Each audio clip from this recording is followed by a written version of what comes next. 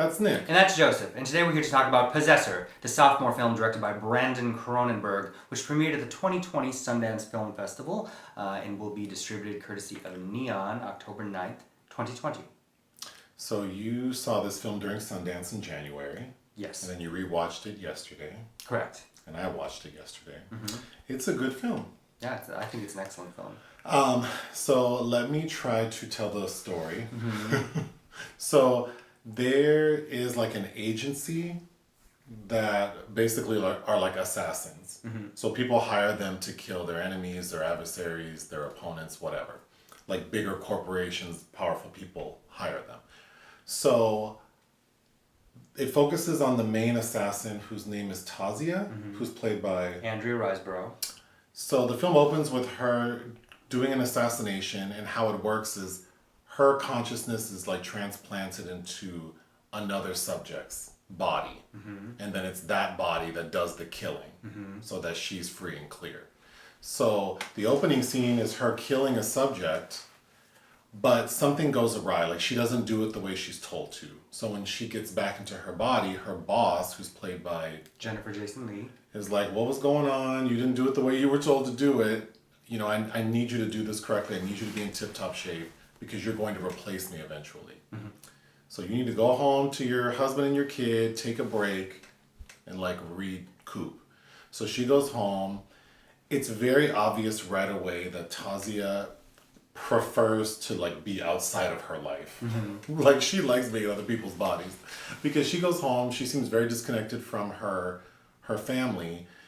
That night she has sex with her husband. While he's having sex with her, she's thinking about killing. Immediately after she's done having sex, she like sneaks downstairs and calls her boss like, I don't need a break. I'm ready to come back. Put me back in the game. Back. So the film revolves around this new case, which is she's supposed to inhabit the body of this man who's played by Christopher Abbott, who I really liked. Mm-hmm. He is married, or just like he's dating this woman. He's dating this woman who's the daughter of this very wealthy, powerful man who owns this like huge data mine. Mm-hmm. And Chris Abbott's character works for him, mm-hmm. but the dad treats Chris Abbott's character like shit. Doesn't respect him. The daughter's trash. The job is Tasya in Chris Abbott's character's body is supposed to kill the daughter, the father, and then himself. Mm-hmm. The purpose of that is that ultimately the corporation will like be given, or some mm-hmm. person will inherit it, and it will benefit whomever is paying the firm to kill them, basically. I thought it was the stepson or something. Some other relative. Someone will benefit from these three fools dying. Well, the two. So she only has a certain amount of time to be in the body because of the science of this procedure they do. Like if she stays in it too long, her brain will be irreparably damaged. Right. There are all these things that are kind of vaguely attenuated. And the film does a really good job of like sort of setting up the fact that like you kind of have to like prep yourself to be in this person's body because you don't want to seem too off. Yeah, she has to examine the subject because she has to look at speech patterns and how they behave doing certain things. So the sort of like second third of the film is her in Chris Abbott's character's body relating to the wife. It culminates with a big party that the rich dad is throwing. Mm-hmm. And the idea is that Tasya is supposed to cause like a disruption to get thrown out of the party so that when Chris Abbott's character, whose body she's inhabiting, returns and kills them, it seems like, well, that would make sense. Mm-hmm. So she's successful. She gets thrown out, goes back, kills the dad and the daughter, his lady friend. But when it's time to kill himself, he can't do it. Mm-hmm. Just like the opening scene, mm-hmm. she couldn't do it. But it's obvious that her conscious mind, her mind in Chris Abbott's character's body, like his consciousness is sort of creeping in. Yeah, like there's a struggle for control. There's a struggle for control, so it sort of devolves. So the final third of the film is sort of like that situation. Which is kind of related more abstract visuals and instances. Yes. Yeah.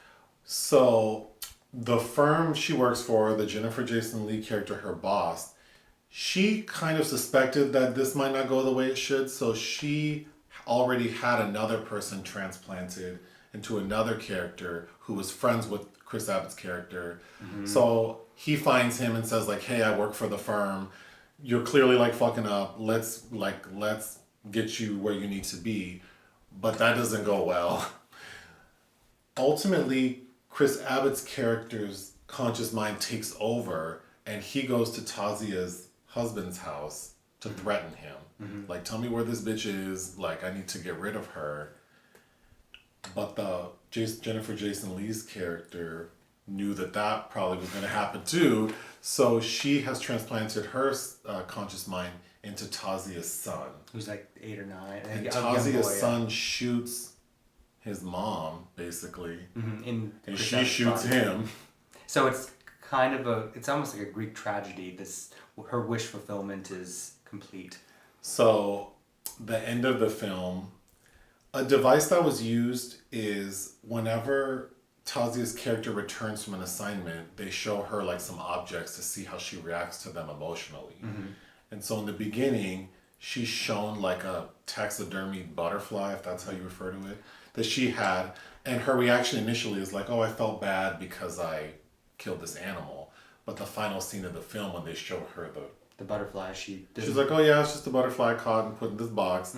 So it's obvious that she's sort of like, they need her to be fully disconnected from her emotions, and she is. So I guess the presumption is like, she will move on and take over her boss's job, the end. Very well done. The story's very interesting. I had said that I think this type of film is like that intersection of like horror, suspense, psychological thriller, and where all those meet, and they're not necessarily like, it's not really a horror film, it's not really a thriller or suspenseful. To me, it's just more of like a work of art. It defies categorization. It does. Yeah, or as what is popular to say now, I think, is elevated horror kind of thing. It's more of a, like, I think it's more of a conversation piece. I definitely, it was not enjoyable to watch, but once I was done, I really enjoyed. I've seen it twice and I loved watching it, but it was dry, but I was also tired. I don't know. I think it's a very well done movie, and I enjoyed talking about it. So why don't you go through your notes? Well, let's first address, because as we were watching it, you had kind of a negative reaction to Jennifer Jason Leigh, who previously starred in David Cronenberg's Existence. Let me explain why. Because when older white ladies have that hair color with bangs, it just throws me off. Like, you are not 29. So I think that's why she bothered me. Not because of her acting. She did a fine job. Oh, see, I just didn't like her hair. Oh, that... Based on her haircut, she probably didn't even. I just like people for far less. She probably didn't even have any control over that. I thought she reminded me of women I've known that have managed like building maintenance or large building staff. That is very specific. I've had experience with that. She reminded me of people that like are friendly but very inauthentic, and if you cross them in a moment, you will see the darker side of their nature. Which is effective for the character.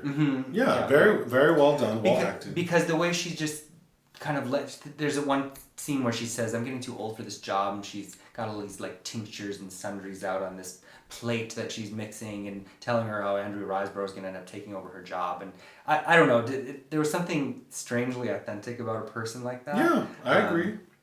And I also really like Andrea Riseborough in the role, even though she kind of disappears into Christopher Abbott for a good deal. She does, but her, so really it's him acting, but I thought she did an excellent job. I really like her look. I do too. I do think she looks like a sort of a deflated Judy Greer. That's apt. Riseborough, who's, she's a character actress technically. She's been in so many things, but she does disappear into a role quite effectively. And Christopher Abbott is somebody that I really like a lot as well. Well, you want to talk about like gender, but I think you need to have some time for that. So let me run through this. Sure. Why do I have robotic doll written down? Was there a robotic doll in this? Yeah, her kid has that weird robotic doll. Oh yes, that was I thought that doll would make an excellent like spin-off for like another movie. Oh God. or at least I want that doll for Christmas. My only gripe about the film and I don't usually complain about this, is the sound. Like, hearing the dialogue was very difficult. That might have been the quality of the screener. Perhaps, but if other people experienced that, then I wasn't alone. So I'm just putting it out there. The visuals are excellent. Mm-hmm. There are many, many shots that were arresting, particularly when Tasya's character transitions her conscious mind into the other body, mm-hmm. and we see like faces and bodies melting. Mm-hmm. I thought that looked really cool. As well as the hallucinations in the more abstract part of the film where Christopher Abbott is standing outside of the complex where her child lives, and he crushes her face. Oh, yes. And then puts the mask over him. That's a really good sequence. That's the poster art, mm-hmm. right? Yeah.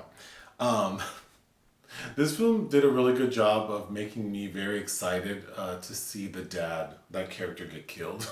Oh, Sean Bean from the Lord of the Rings films, amongst many other things. But yeah, he played a dick. I also thought the scene where Christopher Abbott's character confronts the dad mm-hmm. was like very well done, because it was very unnerving. Like, oh my god. So the violence. I know the name Cronenberg, but I couldn't name a Cronenberg film. Really? Are you surprised? Kind of. There's a poster for The Brood in our bedroom. Oh, that's David Cronenberg? Yeah. Oh. Well, I didn't know that. Well, it says Cronenberg on it. And that Criterion film is also set up in our living room. There are thousands of posters and movies in this place. The Fly, which you just rewatched. That's David Cronenberg? The remake with Jeff Goldblum. Yeah. Oh. It's Naked Lunch, Crash, Scanners. That'll do. Dead Ringers. Okay, keep going. There's more that he's done. Oh, History of Violence you've seen. Eastern Promises. Oh, that's him? Yeah. Okay.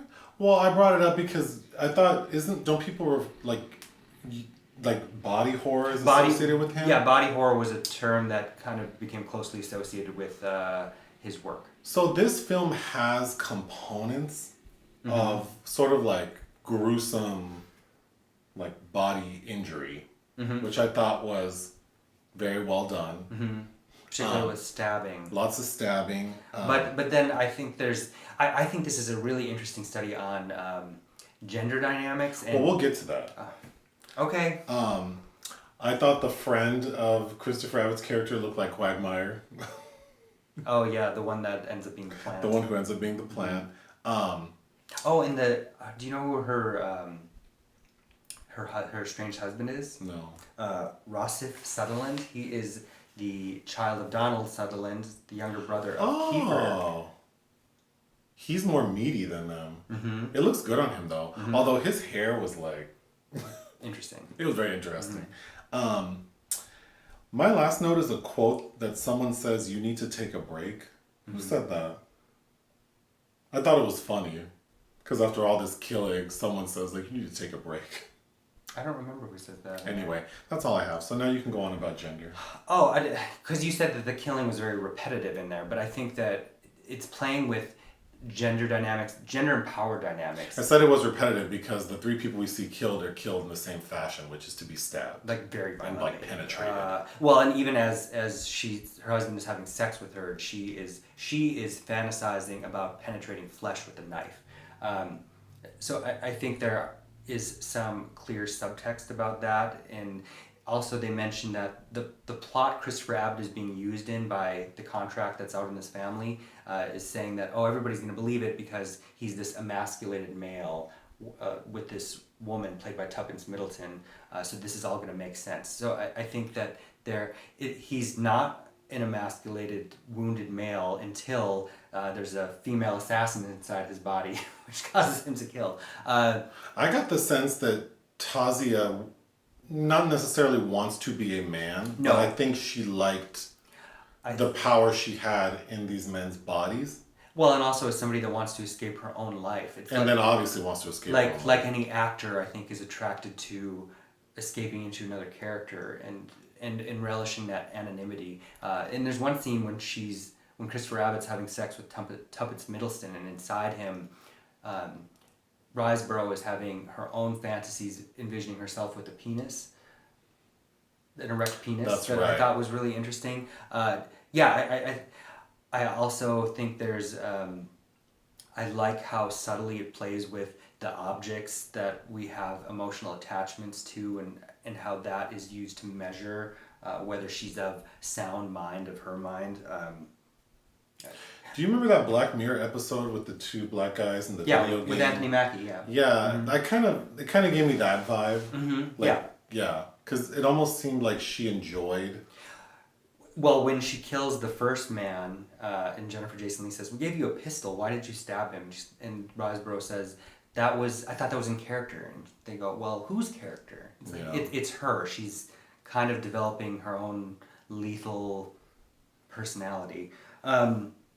I don't know. I thought it was even more enjoyable on a rewatch because I kind of knew what to expect. Cronenberg's first film was Antiviral back in 2012, which is a film that I thought was interesting that I felt very cold towards. It was about, again, this strange agency that collected viruses from celebrities that people would pay to infect themselves with because they were obsessed with a particular celebrity. Wow. Which again sounds, I think, more interesting than it is. I liked this idea of melding what should be illegal technology, obviously. The whole data mine thing, it's playing on how we aren't quite addressing what is wrong about how we collect and privacy. Yeah, that's a good point. Data. The film's focusing on, that's interesting that what the film doesn't address, which I think is what's interesting, like the fact that there's this technology that exists and we're using it obviously to do bad things in conjunction with the data mine, because we do see Christopher Abbott's character. There's like this company collects like footage from people's webcams from their electronic devices, and then sort of does inventory on what they have in their home to market to them. But obviously that's a supreme invasion of people's privacy. But it is interesting that the film doesn't address like the two big elephants in the room. Yeah. But of course, we've seen this idea before in film about people's bodies being used as a host to commit crimes, to do things. There's a film from the late 80s with Kyle MacLachlan and Michael Nouri called The Hidden, which came to mind, and then this terrible, awful film called The Host I kept thinking of with Saoirse Ronan, Stephanie Meyer's film from 2013. I don't know, overall I was impressed. It was shot by Karim Hussain, who also was responsible for Random Acts of Violence. He shot that film that we reviewed a couple weeks ago, with the Jay Baruchel film with Jesse Williams. Oh, yes, the graphic novelist. What would you give this film? I would give it 4 out of 5. I would give it 3.5 out of 5. Anything else? No, that's it. All right, bye.